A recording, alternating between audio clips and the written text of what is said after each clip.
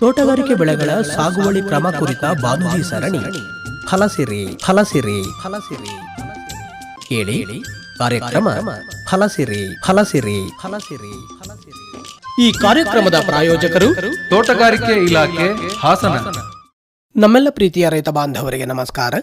ಇಂದಿನ ಫಲಸಿರಿ ಪ್ರಾಯೋಜಿತ ಬಾನುಲಿ ಸರಣಿ ಕಾರ್ಯಕ್ರಮಕ್ಕೆ ಪ್ರೀತಿಯ ಸ್ವಾಗತ. ಇಂದಿನ ಈ ಕಾರ್ಯಕ್ರಮದಲ್ಲಿ ತೋಟಗಾರಿಕೆಯಲ್ಲಿ ಖುಷ್ಕಿ ಬೇಸಾಯದ ಪ್ರಾಮುಖ್ಯತೆ ಹಾಗೂ ಪ್ರಮುಖ ಖುಷ್ಕಿ ತೋಟಗಾರಿಕೆ ಬೆಳೆಗಳ ಕುರಿತಂತೆ ಅರಕಲಗೂಡಿನ ತೋಟಗಾರಿಕೆ ಇಲಾಖೆಯ ಹಿರಿಯ ಸಹಾಯಕ ತೋಟಗಾರಿಕಾ ನಿರ್ದೇಶಕರಾದ ಡಿ ರಾಜೇಶ್ ಅವರೊಂದಿಗಿನ ಸಂದರ್ಶನವನ್ನು ಕೇಳೋಣ. ಆತ್ಮೀಯ ಕೇಳುಗರೆ ನಮಸ್ಕಾರ. ಇವತ್ತಿನ ಕಾರ್ಯಕ್ರಮಕ್ಕೆ ಸ್ವಾಗತ. ಇವತ್ತಿನ ಸಂಚಿಕೆಯಲ್ಲಿ ತೋಟಗಾರಿಕೆಯಲ್ಲಿ ಖುಷ್ಕಿ ಬೇಸಾಯದ ಪ್ರಾಮುಖ್ಯತೆ ಹಾಗೂ ಪ್ರಮುಖ ಖುಷ್ಕಿ ತೋಟಗಾರಿಕೆ ಬೆಳೆಗಳು ಯಾವ್ಯಾವು ಅನ್ನುವಂಥ ವಿಚಾರಗಳನ್ನು ಮಾತನಾಡ್ತಾ ಇದ್ದೇವೆ. ಈ ಸಾಲಿನಲ್ಲಿ ಮಳೆ ಕೊರತೆಯಾಗಿದೆ, ಬರ ಬರುವಂತಹ ಸಾಧ್ಯತೆ ಇದೆ. ಈ ಒಂದು ಸಂದರ್ಭದಲ್ಲಿ ಖುಷ್ಕಿ ತೋಟಗಾರಿಕೆಗೆ ನಾವು ಎಷ್ಟರ ಮಟ್ಟಿಗೆ ಆದ್ಯತೆಯನ್ನು ನೀಡಬೇಕು ಅನ್ನುವಂಥದ್ದು. ಏನು ಖುಷ್ಕಿ ಬೆಳೆಗಳು ಅಂತ ಹೇಳಿದರೆ, ಈ ನೀರನ್ನು ಕಡಿಮೆ ಬೇಡ್ತಕ್ಕಂತಹ ಬೆಳೆಗಳು, ನೀರು ಸಮೃದ್ಧವಾಗಿ ಇಲ್ಲದೇ ಇದ್ದರೂ ಕೂಡ ಅಲ್ಪ ಪ್ರಮಾಣದಲ್ಲಿ ಬಳಕೆಯನ್ನು ಮಾಡಿಕೊಂಡು ಬೆಳೆಯಬಹುದಾದಂತಹ ಬೆಳೆಗಳಾಗಿರುತ್ತೆ. ಈ ಒಂದು ಮಳೆ ಕೊರತೆಯಾಗಿರುವಂತಹ ಸಂದರ್ಭದಲ್ಲಿ ನಾವು ಈ ಒಂದು ವಿಷಯಕ್ಕೆ ಒತ್ತನ್ನು ನೀಡಿ ಮಾತನಾಡ್ತಾ ಇದ್ದೇವೆ. ಹೆಚ್ಚಿನ ಮಾಹಿತಿಯನ್ನು ಮಾಡಿಕೊಡ್ಲಿಕ್ಕಾಗಿ ಇವತ್ತು ನಮ್ಮೊಂದಿಗೆ ಇದ್ದಾರೆ ಅರಕಲಗೂಡಿನ ತೋಟಗಾರಿಕೆ ಇಲಾಖೆಯ ಹಿರಿಯ ಸಹಾಯಕ ತೋಟಗಾರಿಕಾ ನಿರ್ದೇಶಕರಾದ ಡಿ ರಾಜೇಶ್ ಅವರು. ಸರ್, ತಮಗೆ ನಮಸ್ಕಾರ, ಕಾರ್ಯಕ್ರಮಕ್ಕೆ ಸ್ವಾಗತ. ನಮಸ್ಕಾರ ಸರ್. ಈ ಖುಷ್ಕಿ ಬೇಸಾಯ ಅಂತ ಅಂದರೆ ಏನು ಸರ್? ಖುಷ್ಕಿ ಅಂದರೆ ಏನಿಲ್ಲ ಸರ್, ಒಣ ಬೇಸಾಯ.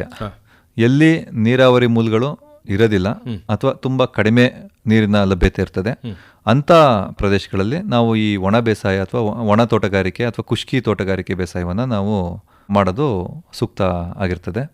ಹಾಗಾಗಿ ನಾವು ಕಡಿಮೆ ನೀರನ್ನು ಬಳಸ್ಕೊಂಡು ಯಾವ್ಯಾವ ರೀತಿ ನಾವು ಅದನ್ನ ಬೆಳೆಗಳನ್ನ ಬೆಳಿಬೋದು ಅನ್ನೋದ್ರ ಕುರಿತು ನಾವಿವತ್ತು ಚರ್ಚೆ ಮಾಡ್ಬೋದು ಸರ್. ಸಾಮಾನ್ಯವಾಗಿ ತೋಟಗಾರಿಕೆ ಬೆಳೆಗಳನ್ನು ಮಾಡಬೇಕು ಅಂತ ಹೇಳಿದರೆ ನೀರಾವರಿ ಸೌಲಭ್ಯ ಇರಬೇಕು ಅಂತ ಹೇಳ್ತಾರೆ. ಸಾಮಾನ್ಯವಾಗಿ ನೀರಾವರಿ ಸೌಲಭ್ಯ ಇಲ್ದೇ ಇದ್ರೂ ಕೂಡ ತೋಟಗಾರಿಕೆ ಬೆಳೆಗಳನ್ನು ಮಾಡಬಹುದು. ಹೌದು ಸರ್. ಈಗ ನಮ್ಮ ಭಾಗದಲ್ಲಂತೂ ಮೇಯ್ನ್ ಏನಾಗ್ಬಿಟ್ಟಿದೆ, ನೀರಿದ್ದವ್ರು ತೋಟ ಮಾಡ್ತಾರೆ, ನೀರಿಲ್ದವರು ರಾಗಿ ಜೋಳ ಈ ರೀತಿ ಬೆಳೆಗಳನ್ನ ಬೆಳೀತಾರೆ ಅಂತ ಅನ್ನೋದೊಂದು ವಾಡಿಕೆ.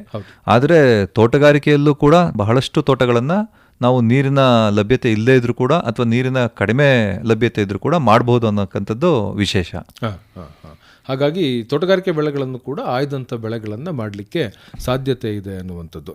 ಈ ತೋಟಗಾರಿಕೆಯಲ್ಲಿ ಈ ಖುಷ್ಕಿ ಬೇಸಾಯದ ಮಹತ್ವ ಏನು ಅಂತೀರಿ ಸರ್? ಈಗ ನೀರಿದ್ದಾಗ, ಒಳ್ಳೆ ಮಣ್ಣಿದ್ದಾಗ ಯಾರು ಬೇಕಾದರೂ ಒಳ್ಳೆ ಇಳುವರಿನ ಪಡಿಬೋದಾಗಿರ್ತದೆ, ಒಳ್ಳೆ ಆದಾಯನೂ ಕೂಡ ಗಳಿಸ್ಬೋದಾಗಿರ್ತದೆ. ವಿವಿಧ ತೋಟಗಳನ್ನು ಮಾಡಿ, ಮಡಿಕೆ ಇರ್ಬೋದು, ತೆಂಗಿರ್ಬೋದು, ಕಾಳುಮೆಣಸು, ಸಾಂಬಾರು ಪದಾರ್ಥಗಳು, ಕಾಫಿ, ಈ ಥರ ಎಲ್ಲ ನಮ್ಮ ಜಿಲ್ಲೆಯಲ್ಲೇ ಸಾಕಷ್ಟು ಬೆಳೆಗಳನ್ನು ನಾವು ತೋಟಗಾರಿಕೆ ಬೆಳೆಗಳನ್ನು ನೋಡ್ತಾ ಇದ್ದೀವಿ.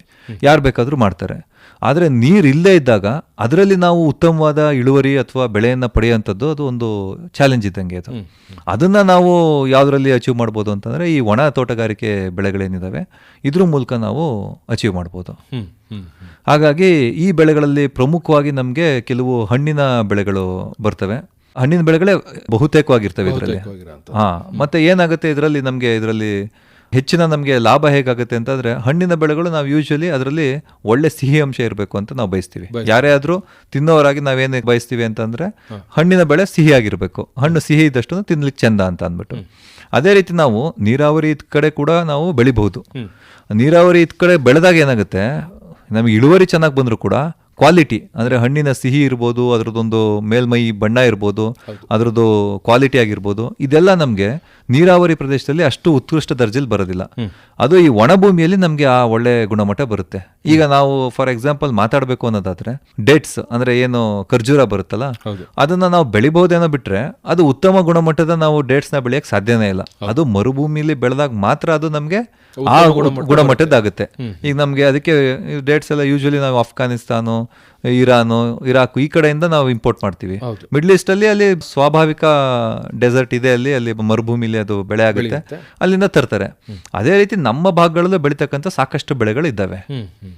ಅವನ್ನ ಬೆಳೆಯೋದ್ರ ಮೂಲಕ ನಾವು ಆರ್ಥಿಕವಾಗಿ ಲಾಭ ಗಳಿಸಬಹುದು. ನಮ್ಮ ಭಾಗದಲ್ಲಿ ಪ್ರಮುಖವಾಗಿ ಯಾವೆಲ್ಲ ಖುಷ್ಕಿ ಬೇಸಾಯದ ತೋಟಗಾರಿಕೆ ಬೆಳೆಗಳನ್ನು ಬೆಳೆದುಕೊಳ್ಳಬಹುದು?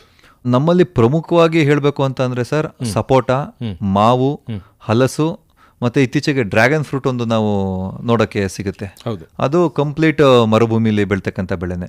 ಮತ್ತೆ ಸೀತಾಫಲ ಆಗಿರ್ಬೋದು, ಒಂದ್ ಮಟ್ಟಕ್ಕೆ ಗೇರು ಅಂತ ಅಂದ್ರೆ ಗೋಡಂಬಿ ಆಗಿರ್ಬೋದು, ಈ ಎಲ್ಲ ಬೆಳೆಗಳನ್ನ ಇತರೆ ಬೆಳೆಗಳನ್ನ ಬೆಳಿಬಹುದು ಸರ್ ನಾವು. ದಾಳಿಂಬೆ ನಮ್ಮ ಭಾಗದಲ್ಲಿ ಈಗ ಅರಸೀಕೆರೆ ಮತ್ತೆ ಚನ್ನರಾಯಪಟ್ಟಣ ಭಾಗದಲ್ಲಿ ಸ್ವಲ್ಪ ನಾವು ನೋಡಕ್ ಸಿಗುತ್ತೆ, ಕಡೂರು ಭಾಗದಲ್ಲೆಲ್ಲ ನೋಡ್ಲಿಕ್ಕೆ ಸಿಗ್ತಾ ಇದೆ, ಹೆಚ್ಚಿನ ಪ್ರಮಾಣದಲ್ಲೇ ಬೆಳೀತಾ ಇದ್ದಾರೆ. ಇವನ್ನೆಲ್ಲ ಸ್ವಲ್ಪ ನಾವು ನಮ್ಮ ಭಾಗದಲ್ಲಿ ಮಾಡ್ಬೋದು ಅಂತ ಬೆಳೆಗಳು ಸರ್. ನಮ್ಮ ಭಾಗದಲ್ಲಿ ಯಾವ್ಯಾವ ಕುಷ್ಕಿ ತೋಟಗಾರಿಕೆ ಬೆಳೆಗಳನ್ನು ಮಾಡಬಹುದು ಅಂತೀರಿ? ಸರ್ ಈಗ ಹೇಳಿದ್ನಲ್ಲ ಈಗ ಇವನ್ನ ಅಂದ್ರೆ ಈಗ ಹಾಸನ ಜಿಲ್ಲೆಯ ಒಳಗಡೆನೆ ಮಾಡೋ ಅಂಥದ್ದು. ಇದ್ರಲ್ಲಿ ಪ್ರಮುಖವಾಗಿ ನಾವು ಸರ್ ಇದರಲ್ಲಿ ಹಲಸು ನೋಡಿ ಸರ್, ನಮ್ಮ ತಾಲೂಕಿನಲ್ಲಿ ನಮ್ಮ ಜಿಲ್ಲೆಯಲ್ಲಿ ಧಾರಾಳವಾಗಿ ಬೆಳಿಬಹುದು. ಮಾವನ್ನು ಕೂಡ ಒಂದು ಎಕ್ಸ್ಟೆಂಟ್ ಅಲ್ಲಿ ಬೆಳಿಬಹುದು. ಮತ್ತೆ ಡ್ರ್ಯಾಗನ್ ಫ್ರೂಟು ಅದು ನಮ್ಗೆ ಧಾರಾಳವಾಗಿ ಎಲ್ಲಾ ಕಡೆ ಬರ್ತಕ್ಕಂತ ಬೆಳೆ ಅದು. ಅದಾದ ನಂತರ ನಮ್ಮಲ್ಲಿ ಸೀತಾಫಲ ಮತ್ತೆ ಅದ್ರ ಜಾತಿ ಬೆಳೆಗಳನ್ನು ಕೂಡ ನಾವು ಬೆಳಿಬಹುದಾಗಿರ್ತದೆ. ಮತ್ತೆ ಸೀಬೆ ಕೂಡ ಒಂದ್ ಮಟ್ಟಕ್ಕೆ ಬೆಳಿಬಹುದು, ಆದ್ರೆ ನೀರಾವರಿ ಜಾಸ್ತಿ ಇರಬಾರ್ದು ಮತ್ತೆ ಮಳೆ ಜಾಸ್ತಿ ಬರಬಾರ್ದು ಅಂತ ಜಾಗದಲ್ಲಿ ಮಲೆನಾಡು ಪ್ರದೇಶ ಬಿಟ್ಟು ನಮ್ಮ ಅರಸೀಕೆರೆ, ಚನ್ನರಾಯಪಟ್ಟಣ ಈ ಭಾಗಗಳಲ್ಲಿ ಅದನ್ನು ಕೂಡ ಬೆಳಿಬಹುದಾಗಿರ್ತದೆ. ನಿಂಬೆನೂ ಕೂಡ ಇದೆ ಒಂದು ನಿಂಬೆ ಕೂಡ ಇದೆ. ನಿಂಬೆ ಕೂಡ ಖಂಡಿತವಾಗ್ಲೂ ಅದೊಂದು ಒಳ್ಳೆ ಕುಷ್ಕಿ ತೋಟಗಾರಿಕೆ ಬೆಳೆ. ಅದನ್ನ ನಮ್ಮ ಬಿಜಾಪುರ ಭಾಗದಲ್ಲಿ ನಮ್ಮ ಜಗತ್ ಪ್ರಸಿದ್ಧ ನಿಂಬೆ ತಳಿ ಇದೆ, ಕಾಗಜಿ ನಿಂಬೆ ಅಂತ ಅಂದ್ಬಿಟ್ಟು, ಅದನ್ನು ಕೂಡ ನಾವು ಬೆಳಿಬಹುದಾಗಿರ್ತದೆ. ಅಂತರ್ ಬೆಳೆ ಕೂಡ ಬೆಳಿಬಹುದು ನಾವು ನಿಂಬೆನ. ಈ ಒಂದು ನಮ್ಮ ಹಾಸನ ಜಿಲ್ಲೆಯಲ್ಲಿ ಬೆಳೆಯಬಹುದಾದಂತಹ ಈ ಕುಷ್ಕಿ ತೋಟಗಾರಿಕೆ ಬೆಳೆಗಳೇನಿದ್ದಾವೋ ಇವುಗಳ ಬೇಸಾಯದ ಕ್ರಮದ ಬಗ್ಗೆ ಒಂದಷ್ಟು ತಿಳಿಸ್ಕೊಡಿ ಸರ್. ನಾವು ಮೊದಲಿಗೆ ಮಾವಿನ ಬಗ್ಗೆ ಮಾತಾಡೋದಾದ್ರೆ, ಮಾವಲ್ಲಿ ಸಾಕಷ್ಟು ತಳಿಗಳಿದ್ದಾವೆ. ಒಂದು ನಮ್ಗೆ 1000ಕ್ಕೂ ಅಧಿಕ ತಳಿಗಳು ಸಿಗ್ತವೆ ನಮ್ಗೆ. ಅದರಲ್ಲಿ ಪ್ರಮುಖವಾಗಿ ನಮ್ಮ ಭಾಗದಲ್ಲಿ ನಾವು ಬಾದಾಮಿ ತಳಿನ ನೋಡ್ತೀವಿ, ಅಂದ್ರೆ ಆಲ್ಫಾನ್ಸೋ ಬಾದಾಮಿ ಮತ್ತೆ ರಸ್ಪೂರಿ, ಮಲ್ಗೋವಾ ಈ ತರ ತಳಿಗಳನ್ನ ನಮ್ಮಲ್ಲಿ ಬೆಳಿತಾರೆ. ಬಾದಾಮಿ ಅತಿ ಹೆಚ್ಚಿನದಾಗಿ ಬೆಳಿತಕ್ಕಂತಹ ಇದರಲ್ಲಿ ಕಸಿ ಗಿಡಗಳನ್ನ ಬಳಕೆ ಮಾಡ್ತೀವಿ ನಾವು. ಅದರಲ್ಲಿ ಒಂದು ಎಕರೆಗೆ ಒಂದು 40 ಗಿಡಗಳು, 30 ಅಥವಾ 33 ಅಡಿಗೆ ಒಂದು ಸ್ಕ್ವೇರ್ ಪ್ಲಾಂಟಿಂಗ್ ಅಲ್ಲಿ ಹಾಕ್ತೀವಿ ನಾವು. ಇದನ್ನ ಚೌಕಾಕಾರವಾಗಿ ಒಂದು ಎಕರೆಗೆ ಒಂದು 40ರಿಂದ 50 ಗಿಡಗಳು ಕೂರ್ತವೆ. ಸಾಕಷ್ಟು ಪ್ರಮಾಣದಲ್ಲಿ ನಿಮ್ಗೆ ಬೆಳಕು ಮತ್ತೆ ಬಿಸಿಲಿನ ಅವಶ್ಯಕತೆ ಇದಕ್ಕೆ ಇರ್ತದೆ. ನೀರು ಕನಿಷ್ಠ ಇದ್ದಷ್ಟು ಒಳ್ಳೇದೇನೆ ಇದಕ್ಕೆ, ಯಾಕೆಂದ್ರೆ ಇವೇ ನೀರನ್ನ ಬೇಡ್ತಕ್ಕಂಥ ಬೆಳೆಗಳಲ್ಲ. ಯಾಕೆಂದ್ರೆ ಇದಕ್ಕೆ ಒಳ್ಳೆ ಹಣ್ಣಿನಲ್ಲಿ ಸಿಹಿ ಅಂಶ ತುಂಬಬೇಕು ಅಂದ್ರೆ ಆ ಟೈಮಲ್ಲಿ ನಮಗೆ ನೀರು ಬರಬಾರ್ದು, ಸಾಧಾರಣ ನೀರಿದ್ರೆ ಸಾಕು ಇದಕ್ಕೆ. ಮಳೆಗಾಲದಲ್ಲಿ ಏನ್ ಬರ್ತೀವಿ ಅಲ್ಲ, ಕಾಡಲ್ಲಿ ಕೂಡ ನಾವು ಮಾವು ಬೆಳೆಯೋದು ನೋಡಿದೀವಿ. ಅದೇ ರೀತಿ ಕಾಡಿನ ಜಾತಿ ತರನೇ ಇಲ್ಲೂ ಕೂಡ ಬೆಳಿತವೆ. ಆದ್ರೆ ನಾವು ಸ್ವಲ್ಪ ಸುಧಾರಿತ ತಳಿಗಳನ್ನ ಬಳಸೋದ್ರಿಂದ ನಮ್ಗೆ ಸ್ವಲ್ಪ ನೀರನ್ನ ಕೊಟ್ಟು, ಸ್ವಲ್ಪ ಕನಿಷ್ಠ ಗೊಬ್ಬರಗಳನ್ನು ಕೊಟ್ಟು ಮೇಂಟೈನ್ ಮಾಡಬಹುದು. ಮತ್ತೆ ನಾವು ಈ ಕುಷ್ಕಿ ಬೆಳೆಗಳಲ್ಲಿ ಇನ್ನೊಂದೇನು ಅಂತ ಅಂದ್ರೆ, ಎಷ್ಟೋ ಸಲ ಬರಡು ಭೂಮಿಗಳನ್ನು ಕೂಡ ನಾವು ಇದನ್ನ ಬೆಳಿತೀವಿ, ಈ ಬೆಳೆಗಳನ್ನ ನಾವೀಗ ಏನ್ ಹೇಳ್ತಾ ಇದೀವಿ ಈ ಬೆಳೆಗಳನ್ನ. ಹಾಗಾಗಿ ಮಾವು ಕೂಡ ಅದೇ ರೀತಿ ಒಂದು ಬೆಳೆ. ನಮ್ಗೆ ಮಣ್ಣು ಸಾಕಷ್ಟು ಪೋಷಕಾಂಶ ಇಲ್ಲದೇ ಇದ್ರೂ ಕೂಡ ನಾವು ಬೇರೆ ಪೋಷಕಾಂಶಗಳನ್ನ ಕೊಟ್ಟು ನಾವು ಬೆಳಿಬಹುದಾಗಿರುತ್ತೆ ಸರ್. ಇದು ಮಾವಿಗೆ ಸಂಬಂಧಪಟ್ಟಂತಹ ವಿಚಾರಗಳು. ಇನ್ನು ಸಪೋಟ ಸ್ವಲ್ಪ ಜನಪ್ರಿಯ, ಈ ಕಡೆ ಸ್ವಲ್ಪ ಹೆಚ್ಚಾಗಿ ಬೆಳೆಯುವಂಥದ್ದನ್ನು ಕೂಡ ನಾವು ನೋಡಿದ್ದೇವೆ. ಸಪೋಟ ಬೆಳೆಯನ್ನ ಹೇಗೆ ಮಾಡಬಹುದು ಅನ್ನುವಂಥದ್ದು. ಸಪೋಟ ಬೆಳೆ ಈಗ ತಾವು ನೋಡಿರ್ಬೋದು ಸರ್, ನಮ್ಗೆ ಸಪರೇಟ್ ಬ್ಲಾಕ್ಗಳು ಸಿಗೋದು ಸ್ವಲ್ಪ ಕಷ್ಟ. ಯೂಶುವಲಿ ತೆಂಗಿನ ಮಧ್ಯೆ ಅಂತರ್ ಬೆಳೆಯಾಗೆ ನಮ್ಗೆ ನೋಡ್ಲಿಕ್ಕೆ ಸಿಗುತ್ತೆ. ಆಕ್ಚುಲಿ ಸಪರೇಟ್ ಆಗಿ ಬೆಳೆದಷ್ಟು ನಿಮಗೆ ಹಣ್ಣಿನ ಕ್ವಾಲಿಟಿ ತುಂಬಾ ಚೆನ್ನಾಗೇ ಬರುತ್ತೆ. ಯಾಕೆಂದ್ರೆ ನೀವು ಗಮನಿಸಬಹುದು, ಅದರಲ್ಲಿ ಎಷ್ಟು ಬಿಸಿಲು ಚೆನ್ನಾಗಿ ಬೀಳುತ್ತೆ ಅಷ್ಟು ನಿಮ್ಗೆ ಹೂವು ಕಾಯಿ ಬಿಡೋ ಸಂಖ್ಯೆನೂ ಜಾಸ್ತಿ ಇರ್ತದೆ. ಈಗ ನಿಮಗೆ ಮಧ್ಯದಲ್ಲಿ ನೆರಳು ಎಲ್ಲಿ ಜಾಸ್ತಿ ಇರುತ್ತಲ್ಲ, ಅಲ್ಲಿ ನಮ್ಗೆ ಕಾಯಿ ಸಂಖ್ಯೆ ಕೂಡ ಕಡಿಮೆ ಇರುತ್ತೆ. ಮಾವಲ್ಲಾಗಿರ್ಬೋದು ಅಥವಾ ಸಪೋಟದಲ್ಲಾಗಿರ್ಬೋದು. ಜನರಲ್ ಅದು ಎಲ್ಲಿ ಬಿಸಿಲಿನ ಶಾಖ, ಬಿಸಿಲಿನ ಕಿರಣಗಳು ಚೆನ್ನಾಗಿ ತಾಕ್ತವೆ, ಗಾಳಿ ಚೆನ್ನಾಗಿ ಓಡಾಡುತ್ತೆ, ಅಲ್ಲಿ ನಿಮ್ಗೆ ಹೂವು ಕೂಡ ಚೆನ್ನಾಗುತ್ತೆ, ಅಲ್ಲೇ ಕಾಯಿ ಕೂಡ ಬರ್ತಕ್ಕಂಥದ್ದು ಜಾಸ್ತಿ. ಅಲ್ಲಿ ನಿಮ್ಗೆ ಉತ್ತಮ ಗುಣಮಟ್ಟದ ಹಣ್ಣುಗಳು ಕೂಡ ಸಿಗ್ತವೆ. ಎಷ್ಟು ಶಾಖ ಬಿಸಿಲು ಚೆನ್ನಾಗಿರುತ್ತೆ ಅಷ್ಟು ನಿಮ್ಗೆ ಸಿಹಿಯಾದ ಹಣ್ಣುಗಳು, ಉತ್ಕೃಷ್ಟ ದರ್ಜೆ ಹಣ್ಣುಗಳು ಸಿಗ್ತವೆ. ಆದರೆ ನಾವು ಬೇರೆದ್ರ ನಡುವೆ ನೆರಳಲ್ಲಿ ಹಾಕಿದಾಗ ಸ್ವಲ್ಪ ಕ್ವಾಲಿಟಿ ಕಡಿಮೆ ಆಗ್ಬೋದು, ಆದರೆ ತುಂಬ ಏನು ಡಿಫ್ರೆನ್ಸ್ ಆಗೋದಿಲ್ಲ. ನಾವು ತೆಂಗಲ್ಲಿ ಧಾರಾಳವಾಗಿ ಸಪೋಟನ ಬೆಳಿಬೋದು. 4 ಗಿಡದ ಮಧ್ಯೆ 1 ಗಿಡನ ಹಾಕಿ ನಿಮಗೆ ಬಿಸಿಲು ಗಾಳಿ ಚೆನ್ನಾಗಿ ಸಿಗೋ ರೀತಿ ನೋಡಿಕೊಂಡು ನಾವು ಬೆಳಿಬೋದು. ನಾವು ಅಂತರ ಬೆಳೆಯಾಗಿ ಮಾಡೋದಾದ್ರೆ ಕರೆಕ್ಟಾಗಿ 40ರಿಂದ 50 ತೆಂಗು ಹಾಕಿದ್ರೆ 40ರಿಂದ 50 ಸಪೋಟನೂ ಕೂಡ ಕೂರುತ್ತೆ. ಇಲ್ಲ ಸಪರೇಟ್ ಆಗಿ ಸಪೋಟ ಹಾಕ್ತೀವಿ ಅಂದ್ರೂ ಕೂಡ ನೀವು 40ರಿಂದ 50 ಸಸಿನ ಹಾಕಿ ಬೆಳೆಯನ್ನ ಮಾಡ್ಬೋದು.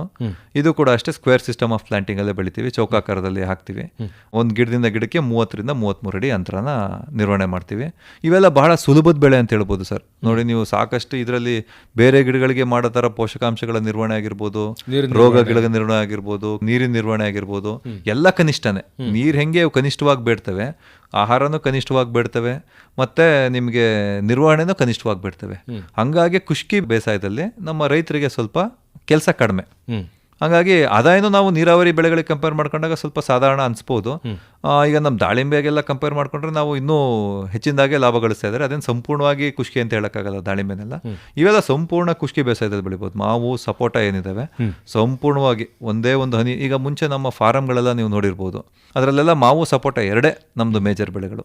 ಏನು ದಿಣ್ಣೆಗಳಿರ್ತಿದ್ದೋ, ಎಲ್ಲಿ ಗುಂಡುತೋಪುಗಳಿರ್ತಿದ್ದೋ, ಇಲ್ಲೆಲ್ಲ ನಮ್ಮ ತೋಟಗಾರಿಕೆ ಪಿತಾಮಹರಾದ ಡಾಕ್ಟರ್ ಎಂ ಎಚ್ ಮರಿಗೌಡರು ಅವನ್ನೆಲ್ಲ ರೆಕಗ್ನೈಸ್ ಮಾಡಿ ಅವತ್ತಿನ ಕಾಲದಲ್ಲೇ ಸುಧಾರಿತ ತಳಿಗಳಾದ ಮಾವು ಮತ್ತು ಸಪೋಟನ ಹಾಕಿದ್ದಾರೆ. ಇವಾಗಲೂ ಕೂಡ ನಮಗೆ 1960-70 ದಶಕದಲ್ಲಿ ಮಾಡಿರ್ತಕ್ಕಂಥ ತೋಟಗಳು ಇಂದೂ ಕೂಡ ಚೆನ್ನಾಗಿ ಇಳುವರಿ ಪಡ್ತಕ್ಕಂತಹ ಫಸಲು ಕೊಡ್ತಕ್ಕಂತಹ ತೋಟಗಳು ನಮ್ಮ ತೋಟಗಾರಿಕೆ ಕ್ಷೇತ್ರದಲ್ಲೇ ನೋಡ್ತೀವಿ.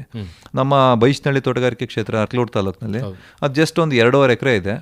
ಅದು 2.5 ಲಕ್ಷ, 2,60,000 ಈ ಥರ ಎಲ್ಲ ಟೆಂಡರ್ ಆಗುತ್ತೆ. ಅಂದರೆ ನೀವು ಯೋಚನೆ ಮಾಡಿ, 2.5 ಎಕರೆಯಲ್ಲಿ 2.5 ಲಕ್ಷ ಬರ್ತಿದೆ ಅಂದರೆ ಎಕರೆಗೆ 1 ಲಕ್ಷ ಬರ್ತಾ ಇದೆ. ಅದಕ್ಕೆ ನಿರ್ವಹಣೆ ತುಂಬ ಕನಿಷ್ಠ. ಅದಕ್ಕೆ ಯಾವುದೇ ಉಳುಮೆ ಮಾಡೋದಿಲ್ಲ.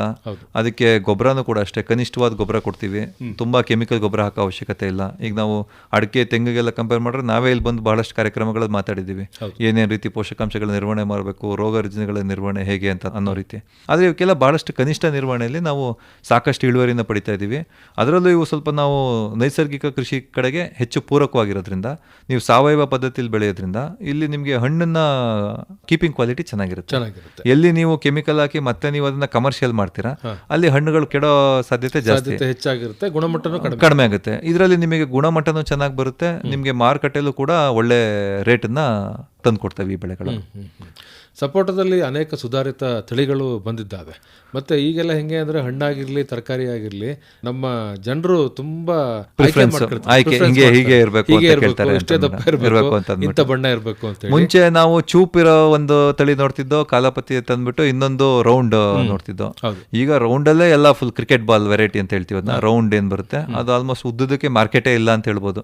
ಹಂಗಾಗಿ ರೈತರು ಇದರಲ್ಲಿ ಬೆಳಿಬೇಕು ಅಂತಂದ್ರೆ ದಯವಿಟ್ಟು ಕ್ರಿಕೆಟ್ ಬಾಲ್ ತಳಿನೇ ಹೆಚ್ಚಿನದಾಗಿ ಹಾಕಿದ್ರೆ ಒಳ್ಳೇದು. ಅಂದ್ರೆ ಮಾರುಕಟ್ಟೆ ದೃಷ್ಟಿಕೋನದಲ್ಲಿ ನೋಡಿದಾಗ. ಹಾಗಾಗಿ ಅದರಲ್ಲಿ ನಮಗೆ ಧಾರವಾಡ 1, ಧಾರವಾಡ 2 ಅಂತೆಲ್ಲ ಕೆಲವೊಂದು ನಮ್ಮ DHS 1 ಅಂತ ಅಂದ್ಬಿಟ್ಟು ಧಾರವಾಡ ವಿಶ್ವವಿದ್ಯಾಲಯದಿಂದ ರಿಲೀಸ್ ಆಗಿರೋ ವೆರೈಟಿಗಳು ಇದಾವೆ. ಅವು ತುಂಬ ಚೆನ್ನಾಗಿ ಪರ್ಫಾರ್ಮೆನ್ಸ್ ಕೂಡ ಮಾಡ್ತಾ ಇದ್ದಾವೆ. ಕೆಲವು ಕೊಯಂಬತ್ತೂರು ವಿಶ್ವವಿದ್ಯಾಲಯದಿಂದ ತಮಿಳುನಾಡಿಂದ ರಿಲೀಸ್ ಆಗಿರೋ ಕೆಲವು ವೆರೈಟಿ ಇದಾವೆ. ಅವು ಕೂಡ ಚೆನ್ನಾಗಿ ಕ್ರಿಕೆಟ್ ಬಾಲ್ ವೆರೈಟಿಗಳು ಬರ್ತವೆ. ಅವನ್ನ ರೈತರು ಬೆಳಿಬೋದಾಗಿರ್ತದೆ. ಹಾಗಾಗಿ ರೈತರಿಗೆ ತಳಿಗಳ ಆಯ್ಕೆ ಚೆನ್ನಾಗಿದೆ ಈ ಬೆಳೆಯಲ್ಲಿ. ಮಾವಲ್ಲಿ ಹೇಗಿದೆ, ಸಪೋಟದಲ್ಲೂ ಅದೇ ರೀತಿ ಒಳ್ಳೆ ಅವಕಾಶ ಇದೆ, ಹೇರಳುವಂತ ಅವಕಾಶ ಇದೆ. ಇದರಲ್ಲಿ ಕಿರಣಿ ಗಿಡದ ಜೊತೆ ಕಸಿ ಮಾಡಿರ್ತಾರೆ. ಇದರಲ್ಲೂ ಕೂಡ ಕಸಿ ಗಿಡಗಳನ್ನ ರೈತರು ಬಳಕೆ ಮಾಡಬೇಕು. ಕಿರಣಿ ಗಿಡದ ಮೇಲೆನೆ ಕಸಿ ಮಾಡ್ತಕ್ಕಂಥದ್ದು ವಾಡಿಕೆ. ಇದರಲ್ಲಿ ಸ್ವಲ್ಪ ದೊಡ್ಡ ಸಸಿಗಳನ್ನ ಹಾಕಿದಷ್ಟು ಒಳ್ಳೇದು ಇದರಲ್ಲಿ ನಾಟಿ ಮಾಡ್ಬೇಕಾದ್ರೆ. ಮಾವಲ್ಲಿ ಸ್ವಲ್ಪ ಸಣ್ಣ ಸಸಿ ಹಾಕಿದ್ರು ಸ್ವಲ್ಪ ಬೇಗ ಬರೋ ಚಾನ್ಸಸ್ ಚೆನ್ನಾಗಿರುತ್ತೆ.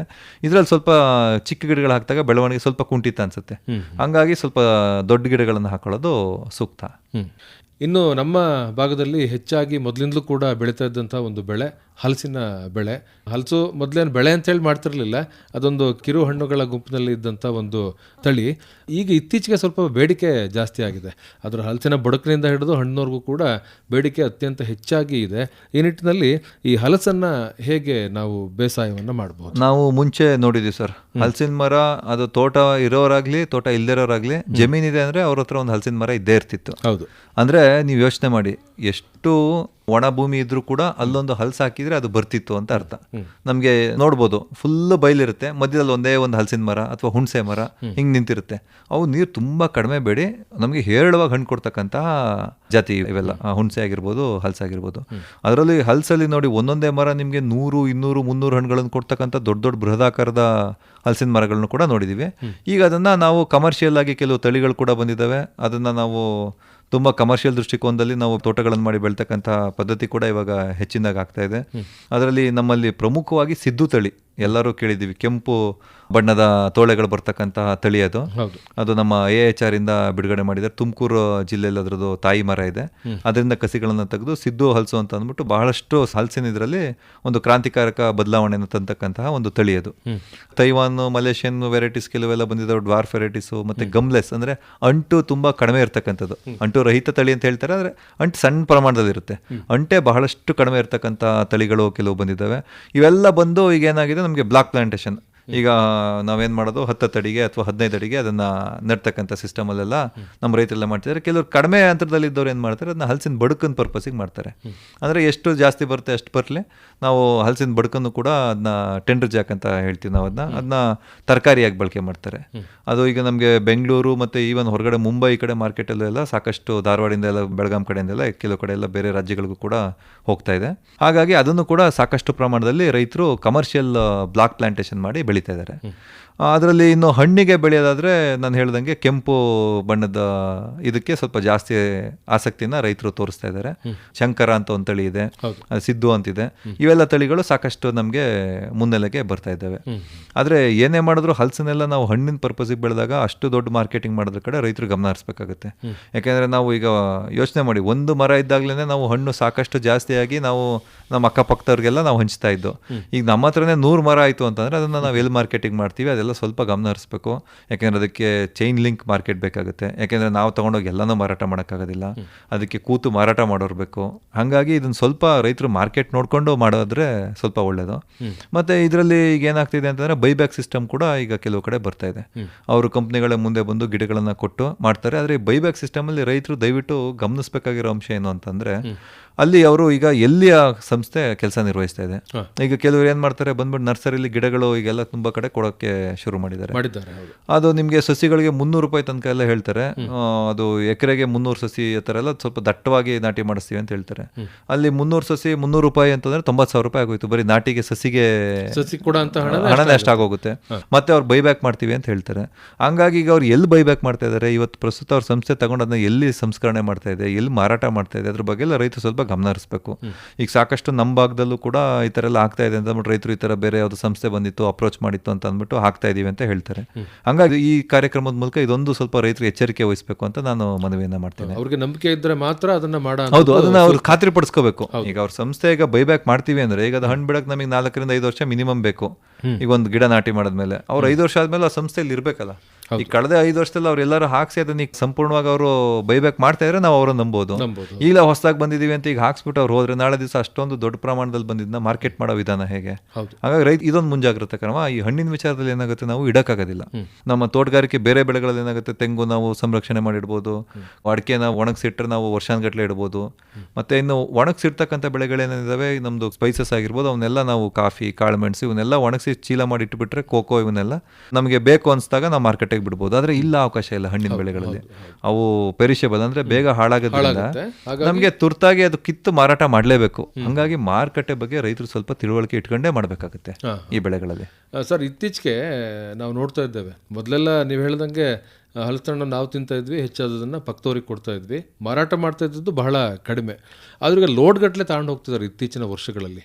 ಏನು ಅಷ್ಟೊಂದು ಬೇಡಿಕೆ ಬಂದಿದೆ ಅದಕ್ಕೆ? ಅದೇ ಸರ್, ಮೇಯ್ನು ನಮಗೆ ಲೋಡ್ ಗಟ್ಟಲೆ ನಾವು ಹೋಗ್ತಾ ಇರೋದು ಹಣ್ಣುಗಳಿಗಿಂತಲೂ ಕಾಯಿ, ಹಲಸಿನ ಬುಡಕಿದೆಯಲ್ಲ, ಅದು ನಮಗೆ ಈಗ ತರಕಾರಿಯಾಗಿ ಒಂದು ಹೊಸ ಸ್ಥಾನನ ತುಂಬ್ತಾ ಇದೆ. ಹಂಗಾಗಿ ಅದಕ್ಕೆ ಒಂದು ಮೇಜರ್ ಹೋಗ್ತಾ ಇದೆ. ಮತ್ತೆ ಈಗ ಹಣ್ಣುಗಳೇನು, ಈಗ ಎಷ್ಟೋ ಕಡೆ ನಮಗೆ ಹಲಸಿನ ಪ್ಲಾಂಟೇಶನ್ ಇರಲಿಲ್ಲ ಮುಂಚೆ, ಇವಾಗ ಹೊಸದಾಗಿ ನಮಗೆ ಬರ್ತಾ ಇದೆ. ಆದರೆ ಎಲ್ಲ ಭಾಗದಲ್ಲೂ ಹಣ್ಣಿನ ಬಳಕೆ ಜಾಸ್ತಿ ಆಗ್ತಾ ಇದೆ. ನೋಡಿ, ಮುಂಚೆಗೂ ಈಗಲಿಗೂ ನಾವು ಕಂಪೇರ್ ಮಾಡ್ಕೊಂಡ್ರೆ ಮುಂಚೆಯಿಂದ ಆಹಾರ ಪದ್ಧತಿಗೂ ಇವತ್ತಿನ ಆಹಾರ ಪದ್ಧತಿಗೂ ಬಹಳಷ್ಟು ಡಿಫ್ರೆನ್ಸ್ ಆಗಿದೆ. ಈಗ ಪ್ರತಿ ಕಡೆ ನಮಗೆ ಪ್ರತಿ ತಾಲೂಕು ಹೋಬಳಿ ಕೇಂದ್ರಗಳಲ್ಲೂ ಕೂಡ ನಿಮಗೆ ಮಾರುಕಟ್ಟೆಗಳು ಸಿಗ್ತವೆ. ನಿಮಗೆ ಅಲ್ಲಿ ಮಾರಾಟ ಮಾಡೋಕ್ಕಾಗಿರ್ಬೋದು, ಮತ್ತೆ ಪೀಸ್ ಮಾಡಿ ಕೊಡೋಕ್ಕಾಗಿರ್ಬೋದು. ಮತ್ತೆ ಹೊರ ರಾಜ್ಯಗಳಿಂದ ನಾನು ಹೇಳಿದೆ ನಿಮಗೆ, ಬೆಳಗಾಂ ಮೂಲಕ ಮಹಾರಾಷ್ಟ್ರ ಈ ಕಡೆಗೆಲ್ಲ ಸಾಕಷ್ಟು ಹೋಗ್ತಾ ಇದೆ ಅಂತ. ಕೇರಳ ಇಲ್ಲೆಲ್ಲ ನಮಗೆ ಹಲಸಿನ ಬೆಳೆಗಳೆಲ್ಲ ಸಿಗದೇ ಇಲ್ಲ. ಅಲ್ಲೆಲ್ಲ ಸಂಪೂರ್ಣವಾಗಿ ನಮ್ಮ ರಾಜ್ಯದ ಮೇಲೆ ಡಿಪೆಂಡ್ ಆಗಿದ್ದಾರೆ. ಹಂಗಾಗಿ ಈ ತರ ಬೇರೆ ರಾಜ್ಯಗಳಿಗೆ ಹೋಗ್ತಾ ಇರೋದ್ರಿಂದ ಸ್ವಲ್ಪ ಪ್ರದೇಶ ವಿಸ್ತರಣೆ ಕೂಡ ಚೆನ್ನಾಗಿದೆ ನಮ್ಮಲ್ಲಿ. ಹಂಗಾಗಿ ನಿಮ್ಗೆ ಇವಾಗ ಎಕ್ಸ್ಪೋರ್ಟ್ ನೋಡೋಕೆ ಸಿಗ್ತಾ ಇದೆ ಹೊರ ರಾಜ್ಯಗಳಿಗೆ. ಹಾಗಾಗಿ ಇದಕ್ಕೆ ಸ್ವಲ್ಪ ಹೆಚ್ಚು ಮತ್ತೆ ಪಲ್ಪ್ ಕೂಡ ಮಾಡ್ತಾರೆ. ಅಂದ್ರೆ ಅದರಿಂದ ತೆಗೆದು ಜ್ಯೂಸ್ಗಳಾಗಿರ್ಬೋದು, ಕಾನ್ಸಂಟ್ರೇಟ್ಸ್ ಆಗಿರ್ಬೋದು, ಇಂಥ ಸಂಸ್ಕರಣಾ ಸಂಸ್ಥೆಗಳು ಕೂಡ ಈಗ ಹೆಚ್ಚಿಗೆ ಓಪನ್ ಆಗಿದ್ದಾವೆ ಇದಕ್ಕೆ ಸಂಬಂಧಪಟ್ಟಂಗೆ. ಎಲ್ಲಿ ಬೆಳೆ ಬರುತ್ತೆ ಹಂಗೆ ಆಟೋಮೆಟಿಕಲಿ ಅವು ಸಂಸ್ಥೆಗಳು ಕೂಡ ಹಂಗೆ ಬೆಳೀತಾ ಹೋಗ್ತವೆ. ಹಾಗಾಗಿ ಸರ್, ಇದಿಷ್ಟು ಹಲಸಿಗೆ ಸಂಬಂಧಪಟ್ಟಂತಹ ವಿಚಾರಗಳು. ಇನ್ನು ಗೇರಿನ ಬಗ್ಗೆ ತಾವಾಗಲೇ ಪ್ರಸ್ತಾಪ ಮಾಡಿದ್ರಿ. ಗೇರು ಅಂತ ಅಂದರೆ ಅದು ಈ ಸಮುದ್ರ ತೀರ ಎಲ್ಲಿರುತ್ತೋ ಅಲ್ಲಿ ಬೆಳೆಯುವಂಥದ್ದು, ನಮ್ಮ ಮಂಗಳೂರು, ಉಡುಪಿ ಆ ಥರ ಜಾಗಗಳಲ್ಲಿ ಬೆಳೆಯುವಂಥದ್ದು ಅನ್ನುವಂಥ ಒಂದು ನಂಬಿಕೆ ಇತ್ತು. ಗೇರನ್ನು ನಮ್ಮ ಭಾಗದಲ್ಲಿಯೂ ಕೂಡ ಬೆಳೆಯಬಹುದು. ಖಂಡಿತ ಸರ್, ನಮ್ಮ ಭಾಗದಲ್ಲಿ ನಿಮಗೆ ಸಕಲೇಶ್ಪುರದಲ್ಲೇ ಬೆಳೆದಿದ್ದಾರೆ. ಆಕ್ಚುಲಿ ನಾವು ಅದನ್ನ ಚೆನ್ನಾಗಿ ಬೆಳೆದು ತೋರಿಸ್ಬೇಕಾಗಿದ್ದು ಅರಸೀಕೆರೆ, ಚನ್ನರಾಯಪಟ್ಟಣ ಈ ಭಾಗದಲ್ಲಿ. ಆದರೆ ಮಲೆನಾಡು ಪ್ರದೇಶದಲ್ಲೇ ಅದನ್ನ ತುಂಬಾ ಚೆನ್ನಾಗಿ ಬೆಳೆದು ತೋರಿಸಿದ್ದಾರೆ. ಕೆಲವು ತೋಟಗಳು ಇದ್ದಾವೆ ನಮ್ಮ ಇದರಲ್ಲಿ, ಸಕಲೇಶ್ಪುರದಲ್ಲಿ ಇದೆ.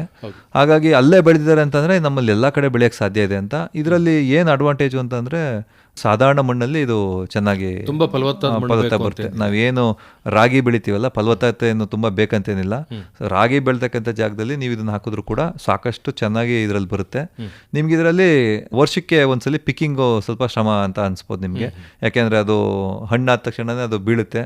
ಅದು ಸ್ವಲ್ಪ ಹಣ್ಣು ತಿನ್ನಕ್ಕೆ ಬೇರೆ ಕಳ್ಳರು ಕಾಕರು ಕಾಟ ಮತ್ತೆ ಪಕ್ಷಿಗಳ ಇದು, ಹಂಗಾಗಿ ಅವ್ರಿಗೆ ಬೀಜದ ಮಹತ್ವ ಗೊತ್ತಿರೋದಿಲ್ಲ. ಆ ಗೇರ್ ಬೀಜದ ಮಹತ್ವ ಬಿಟ್ಬಿಟ್ಟು ಹಣ್ಣಿಗೋಸ್ಕರ ಆಸೆ ಪಟ್ಟು ಸ್ವಲ್ಪ ಇದು ಮಾಡ್ತಾರೆ. ಹಂಗಾಗಿ ಅದೊಂದು ಸ್ವಲ್ಪ ಸಮಸ್ಯೆ ಇದೆ. ಈಗ ನಮ್ಮ ಭಾಗದಲ್ಲಿ ನೋಡಿ ಸರ್, ನಮ್ಮ ಭಾರತ ದೇಶದ ಗೋಡಂಬಿಗೆ ಇನ್ನೂ ಇಂಪೋರ್ಟ್ ಮೇಲೆನೆ ಡಿಪೆಂಡ್ ಆಗಿರೋದು. ಇನ್ನೂ ನಾವು ಸ್ವಾವಲಂಬಿತನ ಮಾಡ್ಕೊಳಕ್ಕಾಗಿಲ್ಲ. ಮತ್ತೆ ಎಷ್ಟು ಮಂಗಳೂರು ಕಡೆ ಫ್ಯಾಕ್ಟ್ರಿಗಳಿದಾವೆ ಅಂತಂದ್ರೆ ಆ ಫ್ಯಾಕ್ಟ್ರಿಗಳು ಯಾರು ಕೂಡ ಇನ್ನೂ ಅವರು ತರ್ಸ್ಕೋತಾ ಇಲ್ಲ. ಏನು ನಮ್ಮ ಇದರಲ್ಲಿ ಕರ್ನಾಟಕದ ಪ್ರೊಡಕ್ಷನ್ ಅನ್ನ ತಗೊಂಡು ಮಾಡಿದ್ರು ಸಾಕಾಗದೆ ಹೊರಗಡೆಯಿಂದ ತರ್ಸ್ಕೋತಾ ಇದ್ದಾರೆ. ಅಷ್ಟು ಇದರಲ್ಲಿದ್ದಾರೆ. ಮತ್ತೆ ಹೊರಗಡೆಯಿಂದ ತರಿಸಿ ಅದನ್ನ ಪ್ರೊಸೆಸ್ ಮಾಡಿ ಕಚ್ಚಾ ಇದನ್ನ ರೆಡಿ ಗೇರ್ ಮಾಡಿ ಅದನ್ನ ಬೇರೆ ದೇಶಗಳಿಗೆ ಮತ್ತೆ ಎಕ್ಸ್ಪೋರ್ಟ್ ಮಾಡ್ತಾ ಇದ್ದಾರೆ. ಅಷ್ಟು ವಿಪುಲ ಅವಕಾಶಗಳಿದಾವೆ. ಹಂಗಾಗಿ ನಮ್ಮಲ್ಲಿ ಬೆಳೆಯೋಕ್ಕೆ ಸಾಕಷ್ಟು ಅವಕಾಶ ಇದೆ. ಏನಾಗ್ತಿದೆ, ನಮ್ದು ಈ ಅಡಿಕೆ ಮತ್ತೆ ತೆಂಗು, ಕಾಫಿ ಎಲ್ಲ ಕಾಂಪಿಟೇಟಿವ್ ಬೆಳೆಗಳೇ ಜಾಸ್ತಿ ಇರೋದ್ರಿಂದ ಈ ಬೆಳೆಗಳು ಆಕ್ಚುಲಿ ಮಾಸ್ಕ್ ಆಗಿದ್ದಾವೆ. ಇನ್ನು ನಮ್ಮಲ್ಲಿ ಹಣ್ಣಿನ ಬೆಳೆಗಳಿಗೆ ಹೋದ್ರೆ ನೇರಳೆ ಹಣ್ಣಿದೆ ಸರ್, ಇದೇ ರೀತಿ ಬರ್ತಕ್ಕಂಥ ಬೆಳೆ. ಮತ್ತೆ ನಿಂಬೆ ಬಹಳಷ್ಟು ಒಳ್ಳೆ ಬೆಳೆ, ಅದನ್ನು ಕೂಡ ಕೆಲವು ಭಾಗದಲ್ಲೆಲ್ಲ ನಮ್ಮ ಜಿಲ್ಲೆಯಲ್ಲಿ ತುಂಬಾ ಕಡೆ ಬೆಳೆದಿದ್ದಾರೆ. ಈ ರೀತಿ ತುಂಬಾ ಬೆಳೆಗಳು ಏನಾಗಿದ್ದಾವೆ ಅಂದ್ರೆ ನಮ್ಮಲ್ಲಿ ನೀರಾವರಿ ಚೆನ್ನಾಗಿರೋ ಕಾರಣ ಅವು ಮಾಸ್ಕ್ ಆಗಿದ್ದಾವೆ. ಹಾಗಾಗಿ ಇಂಥ ಬೆಳೆಗಳತ್ತೂ ಕೂಡ ನಮ್ಮ ಕೃಷಿಕರು ಗಮನವನ್ನು ಹರಿಸಬಹುದು. ನಾವು ಹೇಳಿದಾಗೆ ತುಂಬಾ ಫಲವತ್ತಾದಂಥ ಮಣ್ಣು ಬೇಡ, ಆದ್ರೂ ಕೂಡ ನಾವು ಕೆಲವೊಂದು ಜಮೀನು ಬಿಟ್ಬಿಟ್ಟಿರ್ತೀವಿ, ಇಲ್ಲೇನೋ ಚೆನ್ನಾಗಿ ಬರೋದಿಲ್ಲ ಅಂತ ಹೇಳಿ. ಅಂತ ಜಾಗದಲ್ಲಿ ಬೆಳೆಯುವಂಥ ಒಂದು ಪ್ರಯತ್ನವನ್ನ ಮಾಡಬಹುದು. ನೀರನ್ನು ಕೂಡ ಬಹಳ ಕಡಿಮೆ ಕೇಳೋದು. ಹೌದು ಸರ್, ಈ ಡ್ರೈ ಲ್ಯಾಂಡ್ ಹಾರ್ಟಿಕಲ್ಚರ್ ಅನ್ನೋ ಜೊತೆಗೆ ವೇಸ್ಟ್ ಲ್ಯಾಂಡ್ ಹಾರ್ಟಿಕಲ್ಚರ್ ಅಂತ ಕೂಡ ನಾವು ಇದನ್ನ ಕರಿಬಹುದು. ಹಾಗಾಗಿ ಇಂಥ ಬೆಳೆಗಳತ್ತ ಹೆಚ್ಚು ಆಸಕ್ತಿಯನ್ನ ವಹಿಸಬೇಕು ಅನ್ನುವಂಥದ್ದು. ದಾಳಿಂಬೆ ಬೆಳೆ ಸರ್ ಇತ್ತೀಚೆಗೆ ದುಡ್ಡಿನ ಬೆಳೆ ಅಂತ ಹೇಳಿ ಕರೀತಾರೆ. ನಮ್ಮ ಜಿಲ್ಲೆಯಲ್ಲಿ ಎಲ್ಲೆಲ್ಲಿ ಇದನ್ನ ಬೆಳೆಯಬಹುದು, ಹೆಚ್ಚು ಮಳೆ ಬೀಳುವಂತ ಪ್ರದೇಶದಲ್ಲೂ ಕೆಲವರು ಪ್ರಯತ್ನ ಮಾಡಿ ಕೈ ಸುಟ್ಕೊಂಡಿದ್ದಾರೆ. ಯಾಕಂದ್ರೆ ಹೆಚ್ಚು ದುಡ್ಡು ಕೊಡುತ್ತೆ ಅನ್ನುವಂತ ಕಾರಣಕ್ಕೆ. ದಾಳಿಂಬೆ ಬೆಳೆಯ ಬಗ್ಗೆ ಒಂದಷ್ಟು ಮಾಹಿತಿ ಮಾಡಿಕೊಡಿ. ನೋಡಿ ಸರ್, ಈಗ ಅದರಲ್ಲೂ ನಮ್ಮ ಅರಸೀಕೆರೆ ಚಿತ್ರದುರ್ಗ ಬಾರ್ಡರ್ ಏನಿದೆ ಅಲ್ಲಿ ಇದನ್ನ ಪ್ರಮುಖವಾಗಿ ಬೆಳೀತಿದ್ದಾರೆ. ಕಡೂರಲ್ಲೆಲ್ಲ ಸ್ವಲ್ಪ ಬೆಳೀತಾ ಇದ್ದಾರೆ. ತಿಪ್ಟೂರಲ್ಲಿ ಬಾರ್ಡರ್ ಇದರಲ್ಲಿ ಬೆಳೀತಾ ಇದ್ದಾರೆ. ಅಂದ್ರೆ ಎಲ್ಲಿ ಏನೂ ಮಾಡಕ್ ಸಾಧ್ಯ ಇಲ್ಲ ಅಂತ ಕಡೆಗೆ ಇವ್ರಿಗೆ ಇದು ವರದಾನ ಆಗಿ ಸಿಕ್ತು ದಾಳಿಂಬೆ. ಎಷ್ಟು ಅಂತಂದ್ರೆ ಇದನ್ನ ತುಂಬಾ ಕಮರ್ಷಿಯಲ್ ಆಗಿ ಬೆಳೀತಿದ್ದಾರೆ. ಇವತ್ತು ರೈತರು ಏನಾದ್ರೂ ಆ ಭಾಗದಲ್ಲಿ ಸ್ವಲ್ಪ ಹಣಕಾಸನ್ನ ನೋಡಿದ್ದಾರೆ ಅಂತ ಅಂದ್ರೆ ದಾಳಿಂಬೆ ಬೆಳೆಯಿಂದ. ಮತ್ತೆ ದಾಳಿಂಬೆ ಬೆಳೆಯನ್ನು ಬೆಳಿಬೇಕು ಅಂತ ಅಂದ್ಬಿಟ್ಟು ಈವನ್ ಮಲ್ನಾಡ್ ಅವರು ಕೂಡ ಆಸೆ ಪಡ್ತಕ್ಕಂಥ ರೇಂಜಿಗೆ ಅವರು ನಮ್ಮ ರೈತರು ಬೆಳೆದು ತೋರಿಸಿದ್ದಾರೆ. ಸಾಕಷ್ಟು ಪ್ರಮಾಣದಲ್ಲಿ ಅದರಲ್ಲಿ ನಮ್ಗೆ ಇಳುವರಿ ಸಿಕ್ಕಿದೆ. ಅದರಲ್ಲಿ ನಮ್ಮ ಟಿಶ್ಯೂ ಕಲ್ಚರ್ ಗಿಡಗಳನ್ನೆಲ್ಲ ತಂದು ರೈತರು ನಾಟಿ ಮಾಡಿ ಬೆಳೆದು ಅದರಲ್ಲಿ ವರ್ಷಕ್ಕೆ 2 ಬೆಳೆನೂ ಕೆಲವರು ತಗೊಂಡಿದ್ದಾರೆ. ಕೆಲವು ತುಂಬಾ ಪರಿಣಿತರು 3 ಬೆಳೆ ತಗೊಳ್ಳುವಂತ ಅವಕಾಶ ಕೂಡ ಇದೆ ಅದರಲ್ಲಿ. ಆ ಥರ ಎಲ್ಲ ಮಾಡಿ ತಗೊಂಡಿದ್ದಾರೆ. ಹಂಗಾಗಿ ಸಹಜವಾಗಿ ಅದು ಬೆಳೆ ಆಗ್ತಾ ಇದೆ. ಅರಸೀಕೆರೆಯಲ್ಲಿ ಅದನ್ನ ಬೆಳೀತಾರೆ, ಅವ್ರಿಗೆ ನೀರಾವರಿ ಇಲ್ಲ, ಮಣ್ಣು ಚೆನ್ನಾಗಿಲ್ಲ, ಅಲ್ಲೇ ಅದನ್ನ ಬೆಳೀತಾ ಇದ್ದಾರೆ ಅಂದ್ರೆ ನಾವ್ಯಾಕೆ ಬೆಳಿಬಾರ್ದು ಅಂತ ಸಹಜವಾಗಿ ಮಲೆನಾಡು ಭಾಗದ ರೈತರಿಗೆ, ಅರೆ ಮಲೆನಾಡು ಭಾಗದ ರೈತರಿಗೆ, ನೀರಾವರಿ ರೈತರಿಗೆ ಅನ್ಸುತ್ತೆ. ಅದನ್ನ ಎಷ್ಟೋ ಜನ ನಾವು ಮಾಡಬಹುದು ಅನ್ನೋ ಒಂದು ನಂಬಿಕೆ ಮೇಲೆ ಮಾಡಿ ಕೈ ಸುಟ್ಕೊಂಡ್ರು ಇದ್ದಾರೆ. ಯಾಕಂದ್ರೆ ನಾವೇ ಕಣ್ಣಾರೆ ನಾನು ನಮ್ಮ ತಾಲೂಕಲ್ಲಿ ಅರ್ಕಲೂರು ತಾಲೂಕಲ್ಲಿ ನೋಡಿದ್ದೀನಿ ನಾನು ಅದನ್ನ. ಹಾಗಾಗಿ ನೀವು ಹೇಳ್ದಂಗೆ ಇದು ಸ್ವಲ್ಪ ರೈತರು ಮುಂಜಾಗ್ರತಾ ಕ್ರಮ ವಹಿಸಬೇಕು. Complete dry land. ಅರಸೀಕೆರೆಲ್ಲೇ ಎಷ್ಟೋ ಸಲ ಮಳೆ ಬಂದಾಗ ಕ್ರಾಪ್ ಫೇಲ್ ಆಗಿದೆ.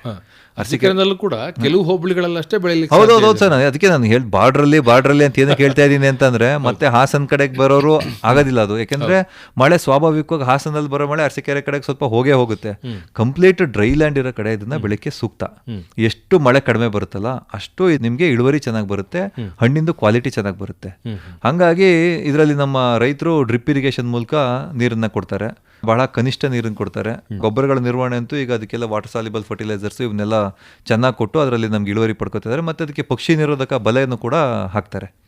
ಅದಕ್ಕೆ ಶ್ರಮ ಇದೆ. ಅದನ್ನ ನಾವಿಲ್ಲಿ ಏನು ಒಂದ್ ಗಿಡ ಹಾಕಿ ಮನೆ ಮುಂದೆ ಬೆಳಿತೀವಿ ಆ ರೀತಿ ಬೆಳಿತಕ್ಕಂಥ ಬೆಳೆ ಅಲ್ಲ. ದಾಳಿಂಬೆಗೆ ಅದಕ್ಕೆ ಸಪರೇಟ್ ಆಗಿ ಅದನ್ನ ತುಂಬಾ ತಿಳ್ಕೊಬೇಕಾಗುತ್ತೆ. ಅದರಲ್ಲಿ ಸ್ವಲ್ಪ ರೋಗ ರುಜಿನಗಳು ಕೂಡ ಜಾಸ್ತಿ ಇದೆ. ಅಂದ್ರೆ ಆಕ್ಚುಲಿ ದಾಳಿಂಬೆ ರೋಗ ರುಜಿನ ಇರ್ತಕ್ಕಂಥ ಬೆಳೆ ಅಲ್ಲ. ಯಾವಾಗ ಒಂದು ಬೆಳೆ ತುಂಬಾ ವ್ಯಾಪಕವಾಗಿ ಬೆಳೆಯಕ್ಕೆ ಶುರು ಮಾಡ್ತೀವಿ ಸಹಜವಾಗಿ ರೋಗ ರುಜಿನಗಳು ಬಂದ್ಬಿಡುತ್ತೆ. ಯಾಕಂದ್ರೆ ನಮ್ಗೆ ತೋಟದ ಪಕ್ಕ ತೋಟ ಆಗುತ್ತೆ. ಒಂದು ತೋಟದಲ್ಲಿ ರೋಗ ಬಂದ್ರೆ ಅದೇ ರೋಗ ಬೇರೆ ಕಡೆ ಸ್ಪ್ರೆಡ್ ಆಗಕ್ಕೆ ಪಕ್ಕದಲ್ಲಿ ಹೋಸ್ಟ್ ಪ್ಲಾಂಟ್ ಸಿಗ್ತಾ ಹೋಗುತ್ತೆ. ಹಂಗಾಗಿ ದಾಳಿಂಬೆ ಈ ಸ್ಥಿತಿಲಿ ಇದೆ. ಬಿಟ್ರೆ ಸಸೆಪ್ಟಬಲ್ ಆಗೇ ಆಗುತ್ತೆ ನಾವು ಯಾವ್ದನ್ನ ಕಂಟಿನ್ಯೂಸ್ ಆಗಿ ಬೆಳಿತಿರ್ತೀವಿ ಅವು. ಹಂಗಾಗಿ ಇದೊಂದು ಸ್ವಲ್ಪ ಬೆಳಿಬೇಕಾದ್ರೆ ರೈತರು ಒಂಚೂರು ಕೇರ್ಫುಲ್ ಆಗಿ ಬೆಳಿಬೇಕು. ಸಂಪೂರ್ಣ ಮಾಹಿತಿಯನ್ನು ಪಡ್ಕೊಂಡು ಅದಾದ ನಂತರ ನಾಟಿ ಮಾಡಿ ಬೆಳೆದ್ರೆ ಒಳ್ಳೇದು. ಮತ್ತೆ ಯಾವುದೇ ಬೆಳೆ ಆಗಲಿ ಸಾವಯವ ಅಂಶ ಎಷ್ಟು ಚೆನ್ನಾಗಿ ಕೊಡ್ತೀವಿ ಬೆಳೆ ಅಷ್ಟು ನಮಗೆ ಸ್ಪಂದಿಸುತ್ತೆ. ನಾವು ಏನೇ ಕೆಮಿಕಲ್ ಗೊಬ್ಬರ ಕೊಟ್ಟರು ಅದು ಜಸ್ಟ್ ಊಟದ ಜೊತೆ ಉಪ್ಪಿನಕಾಯಿ ಇದ್ದಂಗೆ. ಹೌದು. ನಮಗೆ ಮೇಯ್ನ್ ಊಟ ಸಾವಯವ ಅಂಶ. ಹಂಗಾಗಿ ಕೊಟ್ಟಿಗೆ ಗೊಬ್ಬರ ಮತ್ತೆ ನಮ್ಮ ಏನು ಸಾವಯವ ಅಂಶ ಇದೆ ಅದನ್ನ ಮಣ್ಣಿಗೆ ಹೇರಳವಾಗಿ ಕೊಟ್ರೆ ಈ ಎಲ್ಲಾ ಕುಷ್ಕಿ ಬೆಳೆಗಳಲ್ಲೂ ನಾವು ಲಾಭ ಗಳಿಸ್ಬೋದು.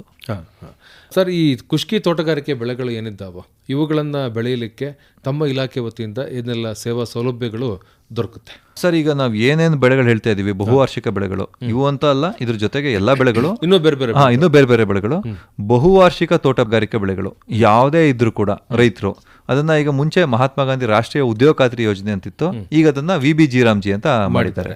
ಅದರಲ್ಲಿ ಅವರು ಕ್ರಿಯಾ ಯೋಜನೆಗೆ ಸೇರಿಸ್ಕೊಂಡ್ರೆ ಪ್ರತಿ ಬೆಳೆಗೂ ಇಂತಿಷ್ಟು ದುಡ್ಡು ಅಂತಿದೆ.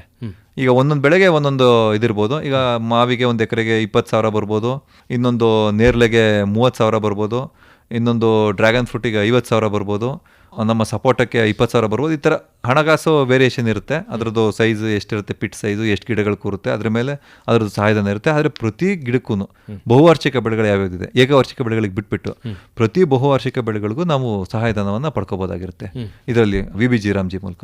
ಅದಕ್ಕೆ ಗ್ರಾಮ ಪಂಚಾಯತಿಲಿ ರೈತರು ಕ್ರಿಯಾ ಯೋಜನೆಗೆ ಅವ್ರ ಹೆಸರನ್ನ ಸೇರಿಸಿ ನೋಂದಣಿ ಮಾಡ್ಕೋಬೇಕಾಗಿರುತ್ತೆ. ಅದ್ರ ಜೊತೆಗೆ ಇವಕ್ಕೆಲ್ಲ ನೋಡಿ ನಾವು ಆವಾಗಲೇ ಹೇಳಿದ್ವು, ನೀರು ತುಂಬ ಕಡಿಮೆ ಬೇಕು ಮತ್ತು ನೀರು ಇಲ್ಲದೆ ಇರ್ತಕ್ಕಂಥವ್ರೆ ಇದನ್ನು ಜಾಸ್ತಿ ಬೆಳೆ ಮಾಡೋದಂತ. ಅಂದರೆ ನೀರನ್ನ ಕನಿಷ್ಠ ಪ್ರಮಾಣನ ಬಳಕೆ ಮಾಡಿಕೊಂಡು ಗರಿಷ್ಠವಾದ ಲಾಭ ಗಳಿಸಬೇಕು ಅನ್ನೋದು ಇದ್ರ ಉದ್ದೇಶ. ಹಾಗಾಗಿ ಇವರೆಲ್ಲ ಹನಿ ನೀರಾವರಿನ ಕಡ್ಡಾಯವಾಗಿ ಮಾಡಿಸ್ಕೋಬೇಕು. ಹನಿ ನೀರಾವರಿ ತುಂಬ ಅವಶ್ಯಕ ಕೂಡ ಇದರಲ್ಲಿ ನಾವು ಒಳ್ಳೆ ಇಳುವರಿ ಪಡ್ಕೊಳ್ಳೋದಕ್ಕೆ. ನಮಗೆ ಹನಿ ನೀರಾವರಿಲಿ 90% ಸಹಾಯಧನ ಇದೆ ಎಲ್ಲ ವರ್ಗಗಳಿಗೂ. ಸಾಮಾನ್ಯ ವರ್ಗದವ್ರಿಗೆ, ಪರಿಶಿಷ್ಟ ಜಾತಿ ಮತ್ತು ಪರಿಶಿಷ್ಟ ಪಂಗಡದ ಎಲ್ಲ ವರ್ಗದ ರೈತರಿಗೂ ಕೂಡ 90% ಸಹಾಯಧನ ಇದೆ. ಇದೊಂದು ತುಂಬ ಒಳ್ಳೆಯ ಯೋಜನೆ. ಈಗ ಪ್ರಸ್ತುತ ಇದು ಚಾಲ್ತಿಯಲ್ಲೂ ಕೂಡ ಇದೆ. ಹಾಗಾಗಿ ರೈತರು ಅರ್ಜಿಗಳನ್ನು ಕೊಟ್ಟು ಹನಿ ನೀರಾವರಿನ ಅವರು ಸಹಾಯಧನದಲ್ಲಿ ಪಡ್ಕೋಬೋದಾಗಿರ್ತದೆ. ನಮಗೆ ಇನ್ನು ಗಿಡ ಕೊಡೋಕ್ಕೂ ನಾವು ಸಹಾಯಧನ ಕೊಟ್ಟು ಹನಿ ನೀರಾವರಿಗೂ ಸಹಾಯಧನ ಸಿಕ್ತು ಅಂತಂದರೆ ರೈತರು ಇನ್ನೇನು ಇಲ್ಲ, ಆರಾಮಾಗಿ ಅವರು ಬೆಳೆ ಮಾಡ್ಕೊಂಡು ಅವ್ರು ಇಳುವರಿ ಪಡ್ಕೊಳ್ಳೋದ್ರ ಕಡೆ ಗಮನ ಕೊಡ್ಬೋದು. ಹೀಗೆ ಒಟ್ಟಾರೆ ಇದಕ್ಕೂ ಕೂಡ ಇಲಾಖೆ ವತಿಯಿಂದ ಸೇವಾ ಸೌಲಭ್ಯಗಳು ದೊರಕುತ್ತೆ, ಅದರ ಸದ್ಬಳಕೆಯನ್ನ ಮಾಡಿಕೊಳ್ಬಹುದು. ಕುಷ್ಕಿ ತೋಟಗಾರಿಕೆ ಬೆಳೆಗಳಿಗೆ ಸಂಬಂಧಪಟ್ಟ ಹಾಗೆ ಇನ್ನೂ ಹೆಚ್ಚಿನ ಮಾಹಿತಿ ಬೇಕು ಅಂತ ಹೇಳಿದ್ರೆ ತಮ್ಮನ್ನ ಸಂಪರ್ಕ ಮಾಡ್ತಕ್ಕಂಥದ್ದು ಹೇಗೆ? ಸರ್, ನನ್ನ ದೂರವಾಣಿ ಸಂಖ್ಯೆ 7019205501. ನಿಮ್ಮ ಸಂಪರ್ಕ ಸಂಖ್ಯೆಯನ್ನು ಮತ್ತೊಮ್ಮೆ ಹೇಳಿ ಸರ್. 7019205501.